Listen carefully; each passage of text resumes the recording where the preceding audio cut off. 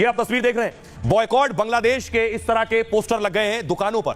दिल्ली की दुकानों की तस्वीरें मैं आपको बता रहा हूं। दिल्ली में जितने ऑटो पार्ट्स की दुकानें हैं वहां इस तरह के पोस्टर लगे हैं, बॉयकॉट बांग्लादेश, क्योंकि ऑटो पार्ट जो हैं वो भारत से ही बांग्लादेश जाते हैं। दिल्ली के कश्मीरी गेट में ये तस्वीरें लगी हुई हैं कि बांग्लादेश के लोगों को या बांग्लादेश भेजने के लिए जो भी ऑटो पार्ट जाते हैं वो हम नहीं देंगे अब बांग्लादेश को। यह बांग्लादेश के लिए एक और झटके की खबर है। देखिए, बांग्लादेश में हिंसा से दिल्ली के व्यापारी खासे नाराज हैं और दिल्ली में ऑटो पार्ट्स के व्यापारियों ने बड़ा फैसला लिया है। बांग्लादेश से ऑटो पार्ट्स का निर्यात रोकने का फैसला 15 जनवरी तक पूरी तरह से निर्यात रोक देंगे। दिल्ली में 2000 दुकानों ने बांग्लादेश को ऑटो पार्ट्स भेजना बंद कर दिया।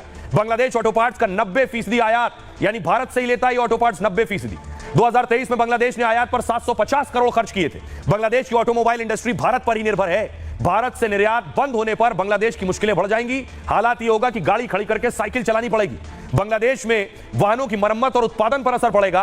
बांग्लादेश कुछ पार्ट जापान और चीन से भी आयात करता है, लेकिन भारत के ऑटो पार्ट सस्ते भी हैं और टिकाऊ भी। ऐसे में भारतीय व्यापारियों का फैसला बांग्लादेश को भारी पड़ सकता है, उसकी ऑटो इंडस्ट्री की कमर तोड़ सकता है। वहां के ऑटो उद्योग को भारी नुकसान उठाना पड़ेगा। हमारे सहयोगी साहिल ग्राउंड जीरो पर गए, दुकानदारों तक गए जो बांग्लादेश तक सामान भेजते हैं। उनमें नाराजगी और गुस्सा है, वो क्या कह रहे हैं सुनिए।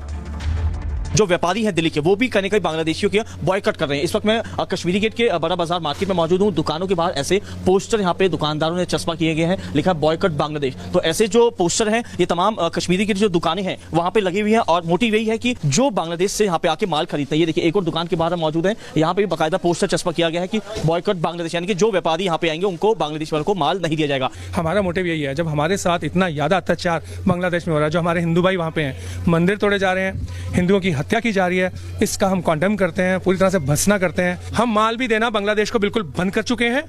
आज करीबन 10 दिन हो चुके हैं, बांग्लादेश को कोई माल नहीं जा रहा। सभी व्यापारी भाई यहाँ पे कश्मीरी गेट, मोरी गेट में करीबन 20,000 व्यापारी हैं जो कि मोटर पार्ट्स का काम करते हैं, जिनका सामान बांग्लादेश जाता है। उन्होंने बिल्कुल माल देना बंद कर दिया है। अगर हम बांग्लादेश से काम नहीं करेंगे तो हमारी रोटी नहीं रुकने वाली। काम का नुकसान जरूर है, लेकिन अगली 15 तारीख को फिर हम इस चीज को रिव्यू करेंगे। अगर बांग्लादेश ठीक होता है, हिंदुओं पर अत्याचार करने बंद करता है, उनकी सरकार के क्या निर्देश होते हैं, उसके बाद हम इसको देखेंगे हमें इसे जारी करना है कि नहीं करना है। तो आपने सुन लिया, देश के लोगों में गुस्सा है, सामान नहीं भेजेंगे बेशक नुकसान क्यों ना हो। अगली बड़ी खबर है, संभल में एएसआई पहुंची है। कितने राज संभल में। योगी आदित्यनाथ आज अटल जी के जन्मदिवस के मौके पर, जन्मतिथि के मौके पर आप देख रहे हैं, उन्हें श्रद्धांजलि दी है योगी आदित्यनाथ ने। दूसरी तरफ कल मैंने आपको दिखाया था कि मुश्ताक जो एक्टर थे उनका किडनैप हुआ था, उनके किडनैपर्स का एनकाउंटर हुआ। एक किडनैपर ने सरेंडर किया, आज दूसरा किडनैपर सरेंडर करने पहुंचा। देखिए,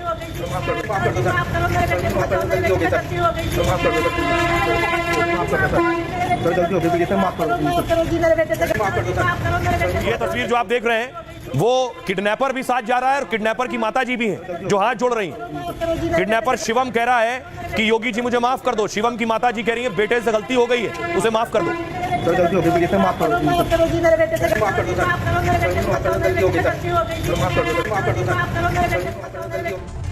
अब आपको लिए चलता हूं कि संभल में आखिर क्या हो रहा है। संभल में एएसआई पहुंची, जामा मस्जिद के सर्वे से शुरुआत हुई थी, अब एएसआई मंदिरों के सर्वे कर रही है। अगली तस्वीर देखिए जरा, ये आप देख रहे हैं बावड़ी। आज बावड़ी की खुदाई अभी भी हो रही है, पिछले 4 दिन से बावड़ी की खुदाई हो रही है। रानी की बावड़ी जो मिली, खुदाई शुरू हुई तो इसकी सीढ़ियां निकल कर आई हैं। आप देख रहे हैं 1 2 3 4 5 6 7 8 9 10 11 12 13 सीढ़ियां हैं। नीचे उतरकर उसके बाद 13 सीढ़ियों के बाद यह बावड़ी आती है और आज एएसआई की टीम इसी बावड़ी के अंदर पहुंची। अगली तस्वीर देखिए जरा, यह बावड़ी का सर्वे करने के लिए पहुंची है। रानी की बावड़ी है, बताया जाता है 150 साल पुरानी है। एएसआई की टीम आप देख रहे हैं आर्कियोलॉजिकल सर्वे ऑफ इंडिया नाप जोक कर रही है। जो यहां पर नक्काशी है और दीवारों में जो भी चिन्ह है उसकी नाप जोक कर रही है, उसकी तस्वीरें खींच रही है। उसके बाद एएसआई किसी आकलन पर पहुंचेगी कि आखिर ये बावड़ी का सच क्या है। एएसआई इस बात का खुलासा करेगी। अगली तस्वीर में आपको दिखाऊं, बावड़ी की खुदाई 4 दिन से हो रही है। आज और ज्यादा बावड़ी खोदी जा चुकी है, बताया जा रहा है कई फ्लोर है इसके। ये आप देख रहे हैं, अंदर का हिस्सा आप देख रहे हैं। 150 साल से इसमें मिट्टी और कूड़ा भरा हुआ था। इस पूरे इलाके में आसपास लोगों के घर हैं, बीच में बावड़ी थी जो पूरी तरह से मिट्टी के नीचे दबी हुई थी, उसकी खुदाई की है लोगों ने। दूसरी तरफ बताया जा रहा है यही बावड़ी से सुरंग जाती है और वो सुरंग यहां बाके बिहारी मंदिर में आकर खुलती है। यह भी दावा किया जा रहा है यह बाके बिहारी मंदिर है। तो एएसआई आज बावड़ी का सर्वे करने पहुंची और बावड़ी में बताया जाता है कई मीटर लंबी सुरंग है जो इस मंदिर पर आकर खुलती है।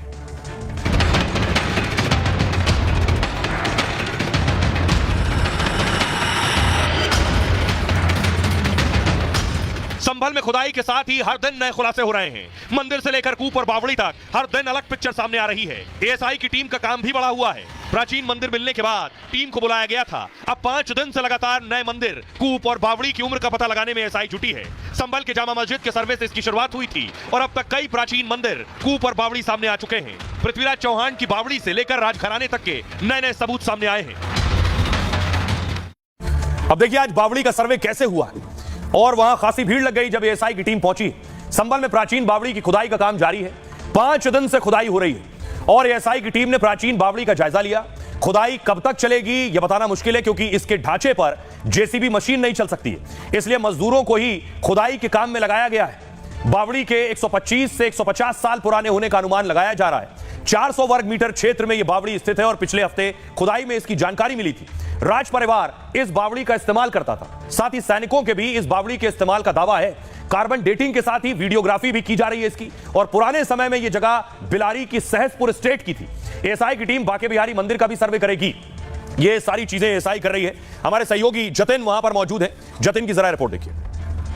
वो टीम किस तरीके से इस पूरे परिसर की मैपिंग कर रही है, टीम किस तरीके से पूरे परिसर की वीडियो और जो एक तरीके से फोटो है वो रिकॉर्ड किया जा रहा है। हर एक बारीक जो पिलर्स हैं वो किस तरीके से सामने उभर कर आ रहे हैं, हर चीज की जो जांच है वो यहाँ पर की जा रही है। खुदाई कर रहे हैं जो श्रमजीवी है उनसे भी बातचीत जो टीम है वो कर रही है और आप उनके हाथ में फोन देख रहे हैं, टीम के हाथ में आप डायरी देख रहे हैं और उस डायरी के आधार पर इस पूरे मामले की एक तरीके से मैपिंग करना हो, बारीक बारीक डिटेल्स जो लेना हो, उन डिटेल्स को कैप्चर इसमें किया जा रहा है। अंदर खुदाई में किस तरीके के पत्थर निकल रहे हैं, उन पत्थर को भी संभवतः जो टीम है वो यहाँ पर चेक कर रही है, उन पत्थर की भी जो जांच है वो यहाँ पर साफ तौर पर कर रही है। तो एएसआई इस बावड़ी के कितने प्राचीन होने का दावा किया जा रहा है उसके तमाम सबूत यहाँ पे खंगाल रहे हैं और अंदर की तस्वीर हम लगातार आपको दिखा रहे हैं कि जो दोनों ही ऑफिसर्स हैं वो अंदर वो जो सुरंगनुमा जगह है वहां पर वो टीम पहुंची है और उसके बाद अंदर की जो ऑडियो रिकॉर्डिंग हो, वीडियो रिकॉर्डिंग हो, फोटो रिकॉर्डिंग हो, हर चीज यहाँ पर की जा रही है। अब आपको बताऊं इस बावड़ी के बारे में एक तस्वीर मैं आपको दिखाऊंगा जिन्हें आप देख रहे हैं। इनका नाम है शिप्रा गेरा। ये जो शिप्रा गेरा है इनके पीछे जो तस्वीर आप देख रहे हैं इनका नाम है रानी सुरेंद्र बाला।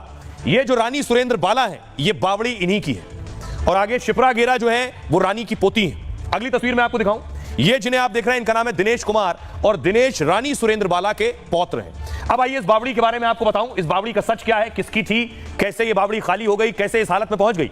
दरअसल संभल के कस्बा चंदौसी में मिली है बावड़ी राजघराने की है। ये सहसपुर राजघराने की संपत्ति बताई जा रही है और इस राजघराने में 400 गांव शामिल हुआ करते थे। 400 गांव, इसमें बदायूं, मुरादाबाद, संभल और बिजनौर में यह रियासत फैली थी। 4 जिलों के 400 गांव इस राजघराने के अंदर आते थे और इस राजघराने का इतिहास है 1500 साल पुराना। इस रियासत के मालिक थे राजा जगत सिंह और राजा जगत सिंह की पत्नी थी रानी प्रीतम कुंवर। हुआ यह कि 1934 में अलीगढ़ में हादसा हुआ जिसमें राजा जगत सिंह की मौत हो गई, जिनकी बावड़ी थी। बची रानी, तो 1982 में रानी प्रीतम कुंवर का भी निधन हो गया।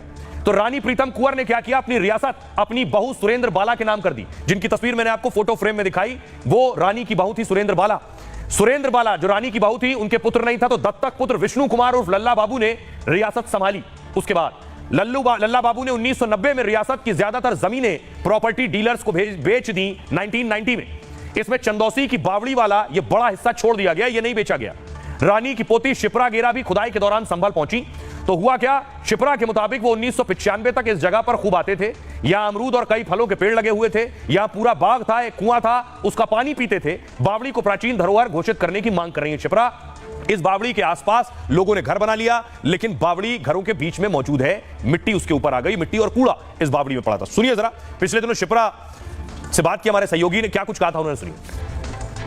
ये एक तरीके से खेत था हमारा और यहाँ पे फार्मिंग होती थी चारों तरफ। ये बावड़ी कुआं था, कुएं के अंदर रूम्स बने हुए थे।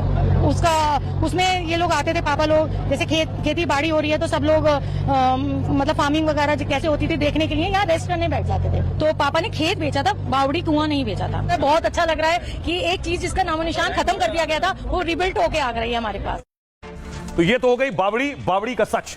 अब कुएं की बात करते हैं। रोज संभल में कोई ना कोई कुआं और कूप निकल रहा है। एक और कुआं जहां तक एएसआई पहुंची, एएसआई ने इस कुएं के बारे में जानकारी जुटाई, उसका सर्वे भी किया, पुलिस अधिकारी भी उनके साथ मौजूद थे उस वक्त। ये तस्वीर आप देख रहे हैं जिसे ढक दिया गया था, कोई बच्चा और कोई जानवर ना गिर जाए इस कुएं में, इसलिए कुआं ढका गया। अगली तस्वीर देखिए जरा। संभल में इस तरह के 1-2 नहीं, बताया जा रहा है 20 से ज्यादा कुएं। 4 तो ये आपके सामने, 5वां मैंने आपको दिखाया। इन कुओं को लेकर सवाल हो रहे थे, कुएं कहां से आ गए। तो आइए मैं आपको बताता हूं कि संभल में आखिर इतने कुएं कैसे हैं, क्या है कुओं का सच और कैसे आए ये कुएं। संभल में खुदाई के साथ हर दिन खुलासे हो रहे हैं। संभल को शासकों और सम्राटों का घर भी कहा जाता है। 6वीं शताब्दी में सम्राट अशोक के राज्य का हिस्सा था ये। हिंदू सम्राट पृथ्वीराज चौहान ने संभल को राजधानी बनाया और पृथ्वीराज चौहान ने संभल में कई मंदिर और कुएं और किले उस दौरान बनवाए।